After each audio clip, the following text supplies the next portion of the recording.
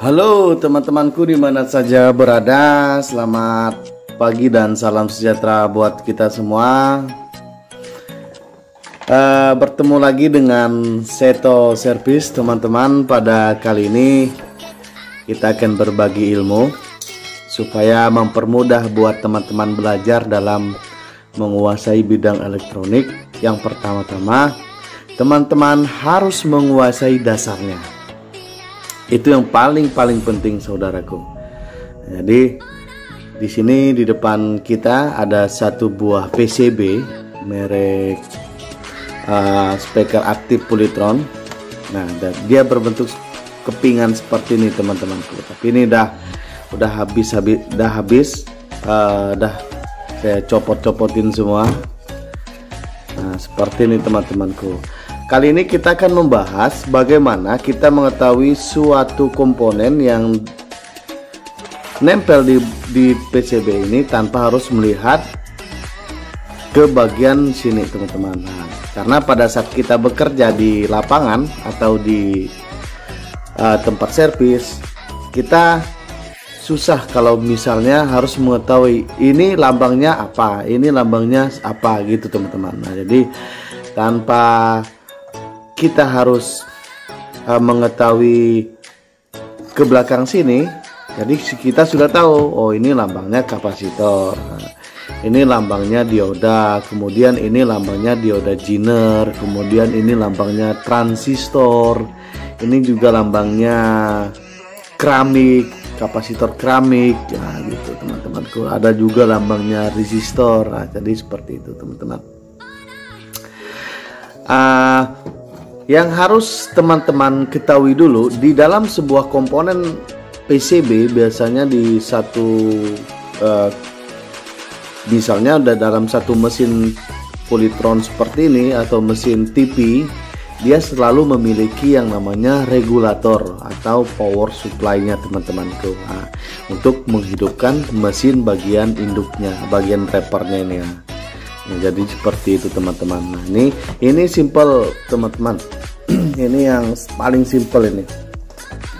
Jadi buat teman-teman nanti pun saya akan ajarkan kapasitor nomor sekian menghasilkan tegangan sekian. Nah, nanti juga saya ajarkan, cuma karena kita belajar paling dasar elektronik, jadi kita belum belajar ke tahap seperti itu teman-temanku. Nah, jadi untuk sementara kita belajar bagian lambangnya dulu. Nah, nanti baru kita masuk ke bagian kapasitor 35 volt akan menghasilkan atau mampu menampung tegangan berapa volt. Nah, itu nanti kita ajarkan juga, cuma belum waktunya teman-teman.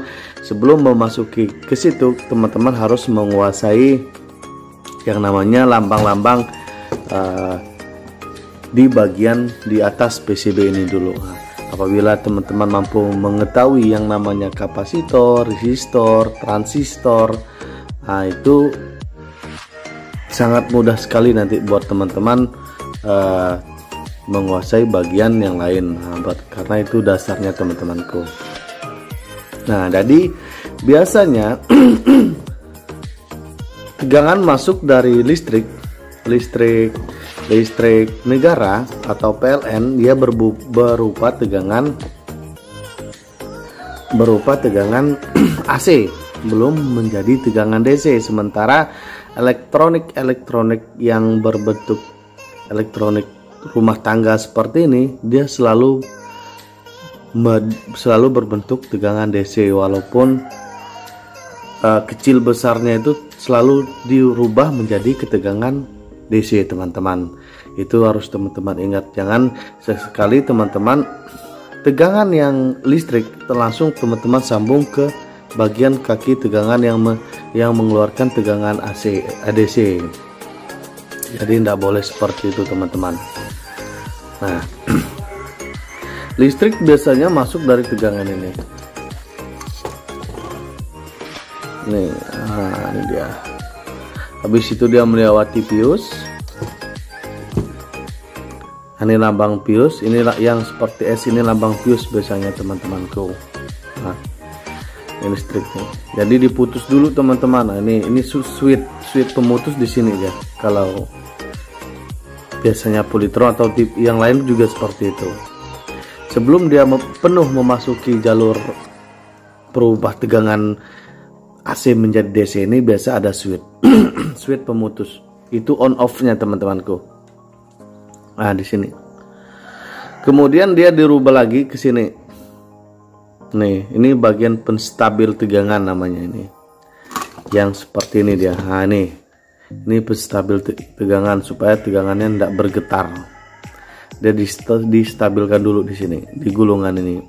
Apabila tegangan penstabil ini rusak, nanti dia tegangannya tuh gini, dia bergetar. Karena biasanya mungkin teknisi pernah mengalaminya, kerusakan pada bagian itu. Jadi kalau lambang dioda biasanya seperti ini teman-teman. Nah, ini lambang dioda seperti panah. Nah, ini kemudian ada 4 biasanya dioda yang selalu merubah tegangan AC menjadi tegangan DC teman-temanku. Nih, nah, nanti dari AC masuknya dua ini, keluarnya juga 2. Nah, nih yang ini yang hadap jadi panah ini, nanti dia ke sini ketembus lambang ini. Nah, ini teman-teman, ini lambang kapasitor nih yang seperti ini, lambang kapasitor atau lambang elko. Biasanya elko elektrolit yang bekerja di sini. Ini lambang elko. Nah, ini teman-temanku biar teman-teman lebih jelas. Nah, ini juga lambang elko. Ini lambang elko. Ini sudah ditulis oleh dari pabrik. Ini ada min, ada plusnya. Berarti yang ada tanda plus ini dia plus, yang ini min. Nah, ini dia. Biasanya seperti ini teman-temanku. Ini seperti ini. Nah, di atas pun ada lambang minnya nih. Apabila teman-teman melakukan pemasangan kapasitor, tidak boleh terbalik teman-teman. Nanti teman-teman kaget, dia akan meledak seperti petasan. Nah, nih yang putih ke putih, yang hitam ke sebelah sini teman-temanku. Nah, nih yang putih ke putih, yang hitam ke hitam, dengan lambang kapasitor seperti ini teman-temanku. Nah, ini setiap kapasitor ini dibuat orang lambang seperti ini dia, maupun kapasitor keramik atau kapasitor elektrolit. Nah, dia. Kalau dioda, nah ini yang panah ini selalu putih, dia selalu putih yang panah. Nah, ini teman-temanku. Nah, ini tidak boleh terbalik juga, nih putih, berarti yang putih ini dia ke atas. Nah, yang ini plus, ini min. Tetapi apabila dia berubah ke ujungnya kapasitor ke sini, dia akan menjadi min. Nah, itu dia teman-teman. Ini lambangnya dioda. Kalau lambangnya resistor, dia seperti ini teman-temanku. Yang RR ini biasanya resistor nih. Ini resistor R653 misalnya. Nah, ini resistor, ini dia. Ini resistor. Nah, ini juga. Ini resistor. Nah, dia. Jadi lambangkan R depannya. Lambang bergaris gini, kemudian ada R643 misalnya. Ini lambangnya resistor. Cuma nilainya beda-beda. Yang harus teman-teman pahami, walaupun dia lambangnya teman-teman udah tahu ini resistor, biasanya nilainya beda teman-temanku. Jadi jangan teman-teman anggap sama, itu aja yang harus dipahami betul-betul.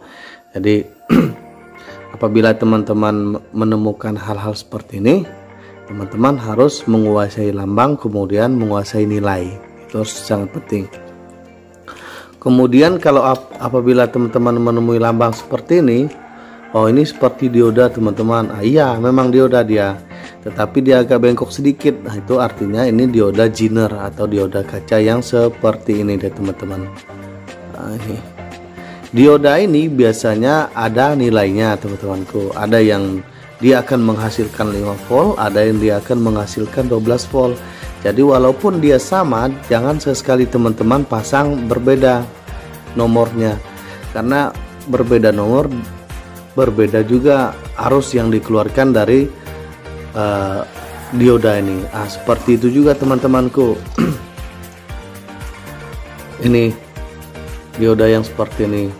Bahkan kapasitor juga seperti itu. Nah, nih 25 volt 220 UF ini mikro nanti akan menghasilkan atau mampu menampung tegangan berapa volt, contohnya seperti itu teman-teman. Cuma untuk pembelajaran itu nanti kita akan pelajari juga. Sekarang kita akan melakukan menghafal lambang yang ada di sini. Nah, kalau yang seperti ini lambang yang seperti ini biasanya ini transistor. Ini semuanya transistor, lambangnya seperti ini teman-temanku. Walaupun lambangnya sama, tetapi nilainya beda teman-teman. Teman-teman harus lihat dulu berapa nilai transistor ini.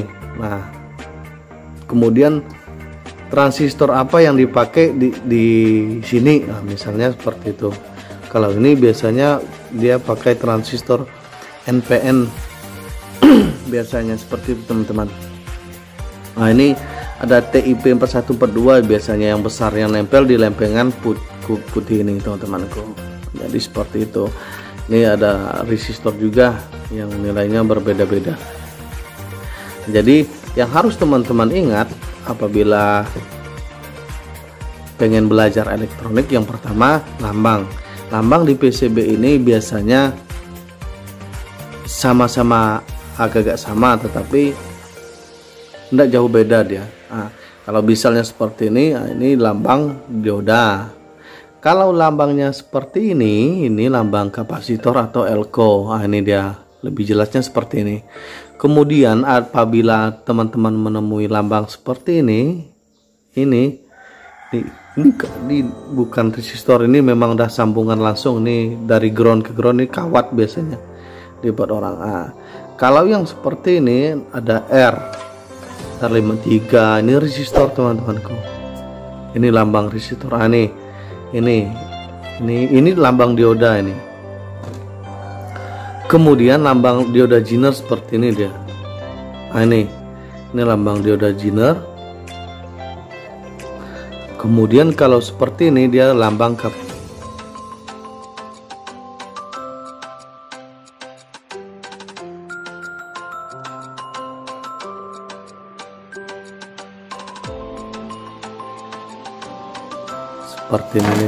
seperti ini teman-teman. Dia selalu nempel menghadap ke lempengan besi itu.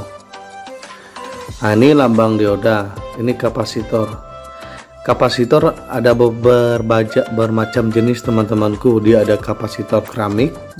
Kapasitor keramik juga lambangnya seperti itu teman-teman. Ini dia. Ini juga kapasitor keramik, dia lambangnya sama. Tetapi lambang di belakang ini dia beda, dia bulat, opal. Kalau kapasitor elektrolit dia berbentuk ini bulat dan ada titik putih, yang artinya ada min plusnya.